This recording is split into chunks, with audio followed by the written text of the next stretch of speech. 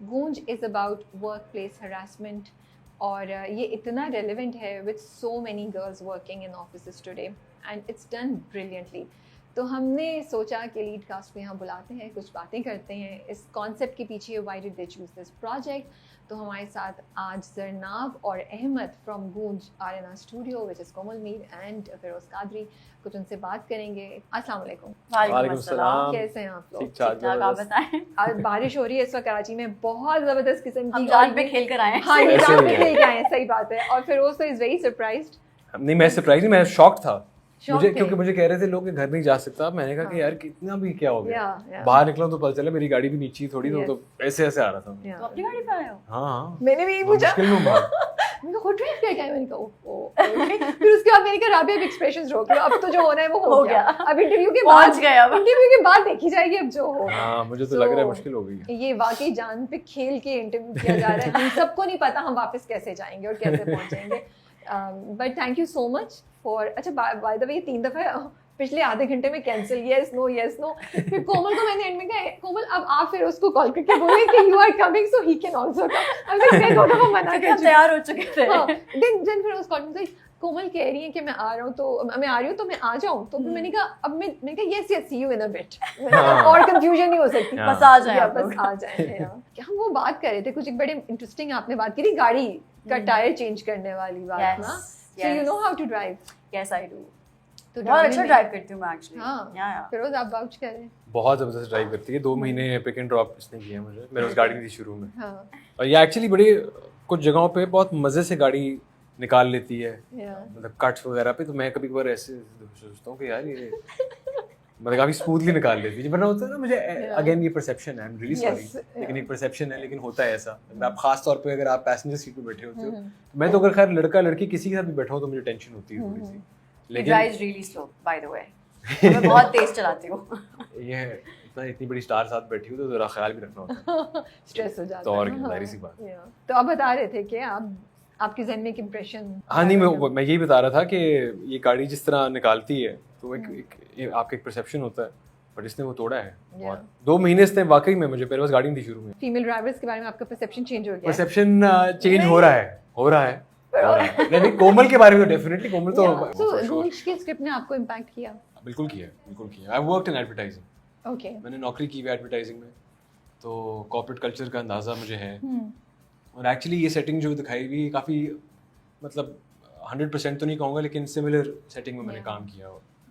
तो वहाँ पे बहुत सी चीज़ें हम बोल देते हैं या सुनते हैं जो कि आई थिंक नॉर्मल रूटीन बन गई हुई है। एक अगेन कोई अगर लड़की पोजीशन ऑफ पावर में होती है, तो मैं ये नहीं कह रहा कि I haven't come across someone as obnoxious as Nabeel, लेकिन एक आम जो गुफ्तगू होती है मर्दों में बैठकर इस तरह की बात हो जाती है। And I have been a part of such conversations. मैंने honestly I haven't taken part in them like actively, लेकिन मैं उस एनवायरनमेंट में बैठा ज़रूर हूँ जहाँ पर इस तरह की बात हुई हुई है।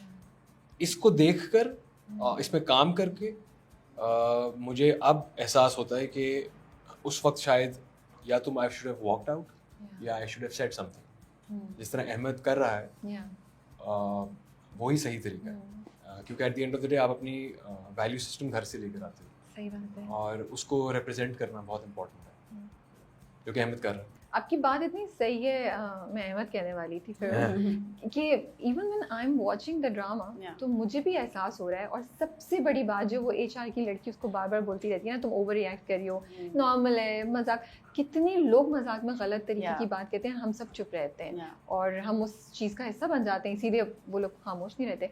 आप पे कैसे इम्पैक्ट किया इस स्क्रिप्ट ने? ऑनेस्टली बहुत आई ओपनिंग था फॉर मी, बिकॉज मैंने पहले कॉर्पोरेट में कभी मैंने काम नहीं किया है सच, लेकिन आई एम श्योर कि हरासमेंट तो हर जगह ही होती है। वर्क प्लेस आपका कहीं भी हो जाता है, इवन सेट पे या जो भी हमारा जो लाइन ऑफ वर्क है उस पर भी होती होगी, आई एम श्योर। लेकिन आई ओपनिंग इस तरह से था कि वर्बल हरासमेंट, आई थिंक कि there is a very fine line, like you never know. आप आई थिंक ये वो चीज़ है जिसमें आप खुद को भी बहुत डाउट करते हैं। सही बात। इज इट हरासमेंट या मजाक है, मैं ओवर रिएक्ट तो नहीं कर रही, शायद मैं ही ड्रामा क्रिएट कर रही हूँ ना। आप अपने आप को क्वेश्चन करते हैं बहुत सी चीज़ों पे, जिसके आई थिंक स्क्रिप्ट के बाद मुझे भी स्क्रिप्ट पढ़ने के बाद रियलाइज़ हुआ कि नहीं, बहुत सी चीज़ें वाकई गलत है और वाकई आपको उन पे रिएक्ट करना चाहिए, वो बनता है।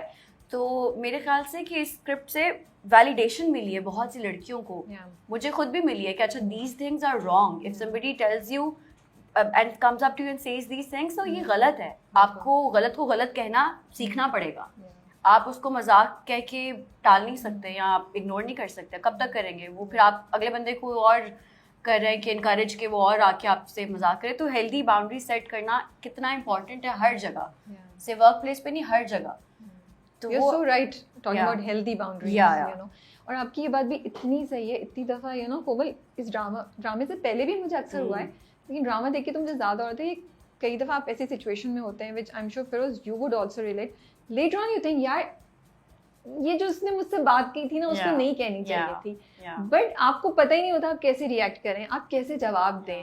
और वो एक पूरा, मुझे लगता है स्पेशली लड़कियों के लिए तो एक पूरा एक मेंटल प्रोसेस है जिससे हमें गुजरना पड़ता है। पहले तो लड़कियां फ्रीज हो जाती हैं ना, if something like this happens, ये हुआ क्या है exactly, फिर वो सेल्फ डाउट में जाती है, maybe I'm overthinking, maybe I'm like exaggerating in my head, it's something very small। देखिए असल में लड़कियां जो होती हैं वो भी पेट्रियार्कल सिस्टम का पार्ट बन चुकी हैं, तो ये कंडीशनिंग हुई हुई है। जैसे आपने एचआर वाली की बात की, तो वो अपनी जगह शायद गलत नहीं कह रही क्योंकि उसने सारी जिंदगी यही देखा है, वो कंडीशन हुई भी, तो she is probably looking out for her in a way कि यार तुम ना करो यार, जाने दो, मतलब क्यों मुंह लगना है फालतू में। सही बात है। तो ये चीज़ जो है ये बड़ी कॉमन है, और अगेन औरतों के पर्सपेक्टिव से मैं बात कर रहा हूँ, क्योंकि बचपन से एक चीज़ जब आपके को फीड की जाती है तो उसको तोड़ना और उधर से निकलना बहुत मुश्किल है, और जो निकल जाता है उसको फिर आप समझते हैं कि यार ये तो कुछ रिबेलियन बागी सी हो गई। ऑल्सो सबके लिए डिफरेंट बाउंड्रीज होती है ना, मतलब अब एचआर वाली जो है उसको शायद ये मजाक वाकई लगता हो, यू नेवर नो, क्या उसका सेंस ऑफ ह्यूमर ऐसा ही हो, जरनाब का ऐसा नहीं है। तो she, I think everybody should respect each others boundaries. आप किसी को ये नहीं कह सकते कि तुम्हें बुरा क्यों लग रहा है,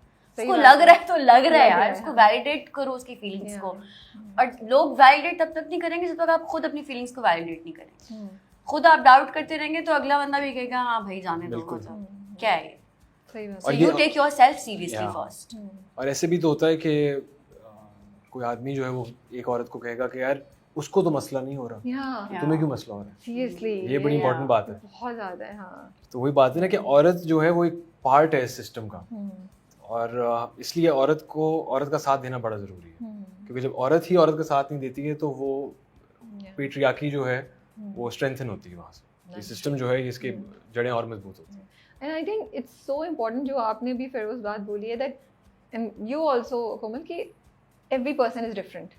So हम भी किसी दूसरे को जो मे बी ओपन माइंडेड ज़्यादा है या जिसकी acceptance of things are different from us, उसको हम भी जज नहीं करें, लेकिन दूसरों को भी फिर जो लड़कियां इतनी कॉन्शियस हैं, खैर जरनाब के साथ तो गलत हो रहा है फॉर श्योर। वो तो नबील को इनसिक्योरिटी है वर्क की, और क्योंकि वो जो उसने जो पहले एपिसोड में जो जाके उसने एड पे किया ना, क्योंकि उसको I was like oh my goodness, nobody will even believe Zarnab अगर वो जाके उसको बोले कि ये इसलिए कर रहा था कि ये मुझे इरिटेट करे, मेरे काम को अंडरमाइन करे।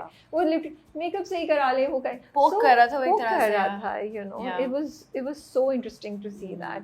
बच्चा, तो हम गाड़ी चलाने से निकल आए इस साइड पे, तो टायर आपने खुद चेंज करना आपको आता है, जब आपने स्क्रिप्ट में ये पढ़ा तो आपका क्या रिएक्शन था? स्क्रिप्ट में पढ़ा तो फिर बस मैंने आसपास सबसे पूछा है, डीओपी से पूछा कैसे करना है, क्या करना है, और मैंने 10 दफा कंफर्म किया ऐसे ही करते हैं ना यार, तो उनका हाँ ऐसे ही, पर मुझे आता नहीं है, बट आई थिंक अब मुझे आ गया है, अब शायद कभी जरूरत पड़ेगी तो मुझे पता होगा एटलीस्ट करना आ गया। I was so impressed when the drama show that I was like not bad, कोई हीरोज को बचाने नहीं आ रहा, उसने खुद किया है, बाद में आपकी एंट्री होती है। देखो वो अच्छे पॉइंट पे फ्रीज हो गया ना, अच्छे पॉइंट पे फ्रीज हो गया, एक हफ्ता मिल गया। बट आप कुछ कह रहे थे, आप चाह रहे थे आप ज्यादा हीरो एक आपका दिखाते कि आप चेंज कर रहे हैं। नहीं मैं बस ये कह रहा था कि अहमद ने भी बहुत जल्दी टायर चेंज कर दिया ऑफ कैमरा।